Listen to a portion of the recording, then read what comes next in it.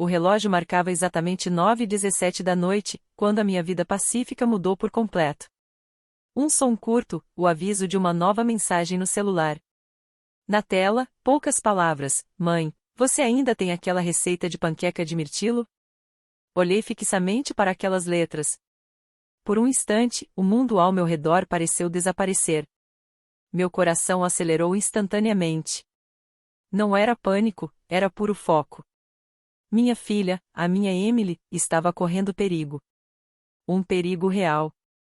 18 anos atrás, quando ela tinha apenas 6 anos, eu criei um jogo secreto.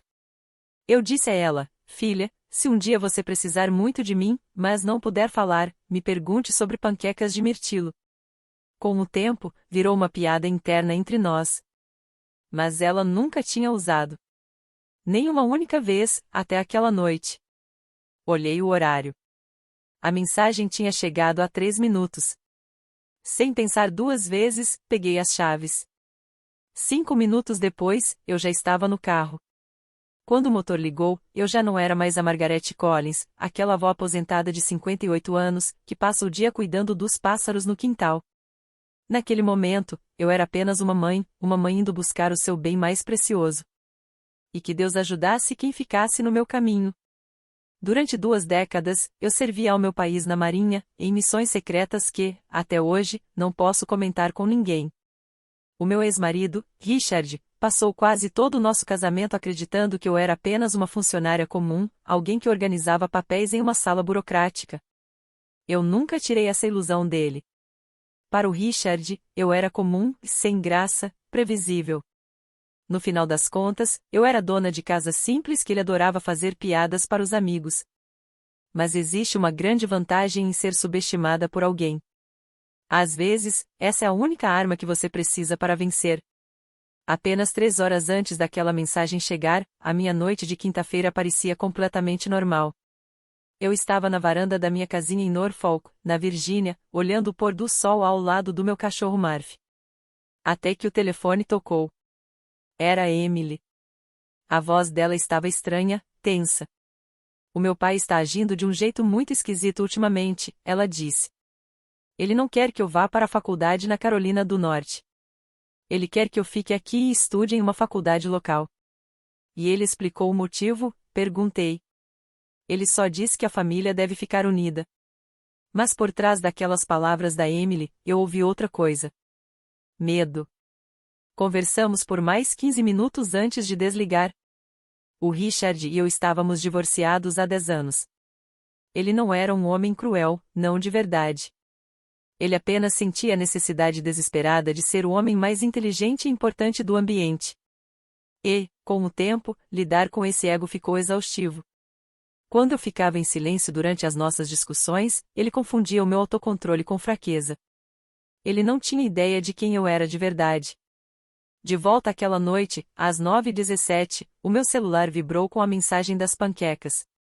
Liguei de volta imediatamente. Chamou, e caiu direto na caixa postal. Liguei a segunda vez. Caixa postal. A terceira vez, nada. Certos instintos militares nunca abandonam o seu corpo. Peguei as chaves, minha bolsa e saí pela porta. Minha filha tinha acabado de enviar um sinal de socorro. E, em algum lugar da cidade, o meu ex-marido estava prestes a descobrir algo que deveria ter aprendido décadas atrás. As mulheres silenciosas são as que você nunca deve subestimar. Às 9h24 da noite, eu já estava no meio do caminho, cruzando a rodovia de Norfolk. O trânsito estava calmo para uma noite de quinta-feira. O rádio estava desligado, e o ar-condicionado funcionava silenciosamente. Dentro da minha cabeça, os velhos hábitos militares estavam acordando. Não daquele jeito exagerado que o cinema gosta de mostrar. O treinamento real é frio, é metódico. Você controla a respiração, elimina as dúvidas, e foca apenas nos fatos. Fato número 1. A Emily usou o código secreto exatamente como treinamos. Fato número 1.2. Ela não atendeu minhas 3 ligações. Fato número 3. Uma garota de 18 anos, que não larga o celular para nada, não ignoraria a mãe depois de mandar uma mensagem de emergência. Algo tinha interrompido a minha filha, ou alguém a impediu de falar. Apertei o botão de chamada a viva voz mais uma vez. Ligar para Emily. Chamou, e caixa postal de novo. Meus dedos apertaram o volante com força. Quando me divorciei, a Emily virou a ponte entre duas casas completamente diferentes. Na minha casa, havia rotina, conversas e respeito. Na casa do Richard, havia regras. Regras sobre aparência, regras sobre notas, regras sobre obediência. Regras que pareciam valer para todo mundo, menos para ele. Ele amava a nossa filha, eu sei disso. O problema é que o Richard sempre confundiu amor com posse. Como se ser pai o transformasse em um dono eterno, e não em um protetor temporário. De repente, o painel do carro acendeu. Um nome que eu não via há meses apareceu na tela: Frank Alvarez. Atendi imediatamente. Margarete, a voz dele era firme. O Frank tinha se aposentado da Marinha alguns anos depois de mim. Hoje, ele trabalhava com uma força-tarefa especial na Polícia Federal. Sem conversas fiadas, direto ao ponto. Esse era o Frank. Recebi um sinal de socorro da Emily, eu disse. Houve um segundo de silêncio do outro lado. O código, ele perguntou. Sim. Quando? Às 9h17. Localização? Ainda não sei, vou checar o rastreador da família. Às vezes eu odeio envelhecer, o cérebro parece processar as coisas um segundo mais lento do que antes. Dei 3 toques na tela e a localização da Emily apareceu no mapa. Meu estômago revirou. Rua Maple, a casa do Richard. Ela está com o pai, avisei. O Frank pensou por um momento. Ainda pode ser um alarme falso, um drama familiar. Você realmente acredita nisso, Frank? Não, nem um pouco, ele respondeu. Mantenha-me informado. E Margarete, lembre-se de que você está aposentada. Eu quase sorri. O meu joelho esquerdo também está, mas ainda dói quando vai chover. Ele deu uma risada curta. Entendido. A ligação caiu. Às 9h37 da noite, entrei na rua Maple. O bairro do Richard era o típico cenário do sonho americano, casas grandes de tijolos, gramados perfeitos, o tipo de lugar onde até as caixas de correios são iguais. A casa dele ficava quase no fim da rua, um estilo colonial de 3 quartos, com janelas azuis. Lembro que ajudei a pintar aquelas janelas há mais de 20 anos. É engraçado que sobrevive ao divórcio. A primeira coisa que notei foi o carro da Emily na garagem. A segunda coisa foi que outro carro maior estava estacionado bem atrás do dela, bloqueando totalmente a saída. A terceira coisa, e a mais estranha, era que todas as cortinas da frente da casa estavam fechadas. O Richard odiava cortinas fechadas, ele sempre dizia que isso fazia a casa parecer suspeita. Fiquei parada dentro do carro por 30 segundos, apenas observando. Luzes acesas na sala, luzes na cozinha, algum movimento no andar de cima. Sem televisão ligada, sem música, apenas um silêncio pesado. O tipo de silêncio errado. Abri a porta e saí do carro. A umidade da noite me envolveu enquanto eu caminhava até a entrada principal. Apertei a campainha. Nada. Apertei de novo, com mais força. Dessa vez, ouvi passos pesados se aproximando. A porta se abriu bruscamente. O Richard estava ali, vestindo jeans e com uma expressão irritada no rosto. Meg. O que você está fazendo aqui? Ele perguntou, arqueando as sobrancelhas. Boa noite para você também? Richard. Cadê a Emily? Está lá em cima. Chame ela, quero falar com ela no telefone ou pessoalmente. A expressão dele ficou mais dura. Ela está chateada, drama de adolescente. Olhei bem no fundo dos olhos dele. O que aconteceu aqui? Não aconteceu nada, ele respondeu rápido demais. Rápido até demais. 30 anos de casamento te ensinam a ler uma pessoa. Eu conhecia o pequeno músculo que tremia perto do olho esquerdo dele quando ele mentia. Eu conhecia o jeito que ele cruzava os braços quando se sentia encurralado. E conhecia o tom de voz alterado que ele usava para tentar controlar a situação. E todos os 3 sinais estavam acontecendo bem ali, na minha frente. Deixe-me falar com ela, Richard. Ele suspirou de forma dramática. A Emily e a Dana tiveram uma discussão boba sobre a faculdade. Ela só precisa de um tempo para se acalmar. Eu mesma vou decidir isso, depois de falar com a minha filha. O queixo dele travou. Você está exagerando. Meg. Isso é um assunto de família. Eu quase ri. Assunto de família, a frase perfeita que os homens usam quando não querem testemunhas por perto. Mas, de repente, um movimento no andar de cima me chamou a atenção.